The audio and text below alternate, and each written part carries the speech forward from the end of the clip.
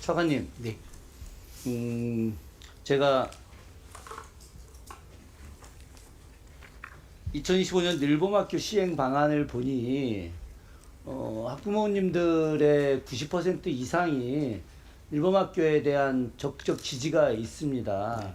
또 내용도 보니까 기존의 교과에서 가르치지 않는 문화, 예술, 체육 관련된 내용들이 또 많이 있어서 상당히 좋은 것 같기도 하고요.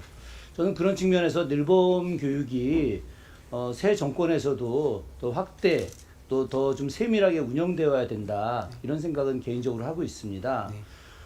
그런 측면에서 서지영 의원님께서 아까 말씀하셨던 내용도 우리가 잘 또 새길 거라고 좀 생각을 하고요. 그런데 이제 문제는 재원인데 네. 2026년에는 지금 현재 초등학교 1학년, 2학년에서 초등학교 6학년까지 하는 걸로 지금 결정이 된 거죠? 네, 지금 이제 26년 이후에 3학년 이후에 네. 이제 확대하는 어쨌든 늘리는 것이 좋겠다라는 그 현장의 요구들은 있습니다. 예. 근데 방식으로는 보면 초등학교 3학년 이후의 경우에는 학교 시간이 3시 그러니까 그러니까 실질적인 네. 거는 이제 초등학교 1, 2학년이 대부분 3학년까지가 네. 대부분일 거고, 그래서 현재 1조 2천억에서 한 3천억 정도 들어가는 예산이 뭐 이게 산술적으로 보자면 6학년까지 하면 4조까지 늘어야 되는데 실제로는 이제 4학년부터 6학년까지는 학원 가야 되는 친구들이 많이 있으니까 그렇게까지는 안 된다라고 하는 것을 이제 우리가 볼 수 있는 거죠. 제가 왜 서두에 이런 이야기를 꺼내냐면 이 늘봄 교육이 굉장히 좋은 강점을 가질 수 있음에도 불구하고 약간의 문제점 혹은 잘못된 문제점으로 나갈 수 있는 것이 단국대학교 이수정 교수가 너무 늘봄 교육에 깊이 관여하고 있기 때문이 아니냐라고 하는 세간의 의혹이 굉장히 많이 있다는 겁니다. 자, 그 내용과 관련해서 제가 좀 시간이 많지 않기 때문에 하나 좀 말씀드리겠습니다. 네. 이수정 교수가 어떻게 정책자문관으로 오게 됐는지에 대해서는 자료 좀 올려주세요. 제대로 지금 파악이 안 되고 있다 계속 그렇게 말씀하시는데 그건 사실 납득이 안 가는 내용입니다.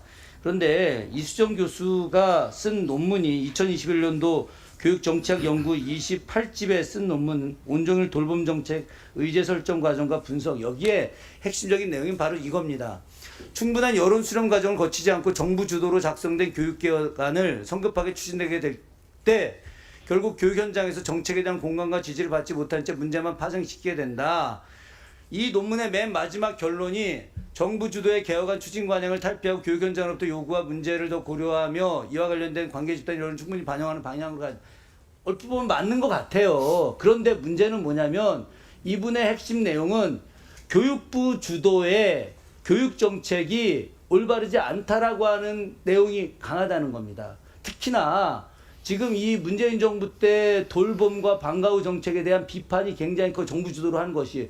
그런데 돌봄과 방과 후를 합쳐서 사실은 늘봄으로 윤석열 정부 때 만든 거 아니겠습니까? 이렇게 과거에 문재인 정부 때 했던 정책을 갖다 비판을 하고 그래서 교육부 주도로 해서는 안 된다라고 하는 이야기를 꺼낸 사람을 왜 교육부 장관이 교육부 주도의 정책에 반대하는 의견을 갖고 있는 사람을 왜 정책자문관으로 불렀냐 이겁니다.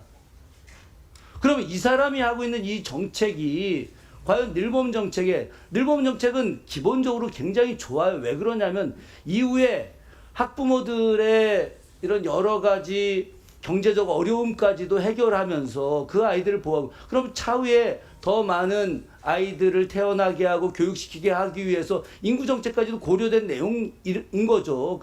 그런 측면에서 보자면은 문재인 정부가 했던 돌봄 방과 후를 조금 더 새롭게 하고, 물론 이 이재명 정부에서 더 세밀하고 더 확대해서 더 좋은 정책 만들 건데 저희들이 또 그렇게 하고 또 여야가 합의해서 그렇게 할 건데 왜 이수정 교수처럼 이렇게 제대로 된 생각을 갖고 있지 않은 사람을 갖다가 교육부 장관은 불러들여서, 그래서 왜 이 사람이 원래 하기로 했던 늘봄이 1년 뒤에 시행하기로 한 걸 조속하게 빠르게 한 거냐.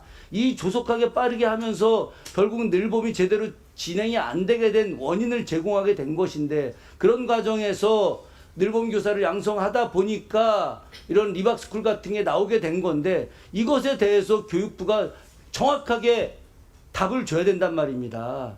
근데 답을 지금 안 주고 있거든요. 그래서 이 부분과 관련해서는 반드시 과정에 대한 이야기를 해주셔야 됩니다. 그렇게 하지 않으면은 정말 안 됩니다.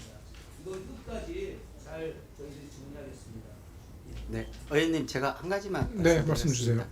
뭐 자문관의 역할이 여러 가지로 볼 수 있는데 실제로는 저희 교육부의 정책 결정 과정을 보시면 제가 교육부 출신으로서 정책을 차근차근 담당하는 청동교육관료입니다. 이 교육 돌봄 넓음을 포함한 모든 정책들은 교육부의 우리 저기 동료 직원들이 같이 보심을 하고 그 시도교육청하고 거의 석 달, 넉 달을 거의 매주 현장을 같이 하면서 만들어낸 정책입니다. 그러니까 자문관이 특별하게 이러한 영향력을 행사했다는 것은 뭐 저로서는 동의하기 어렵습니다. 어쨌든 의혹은 제기할 수 있을 수 있다고 봅니다. 장관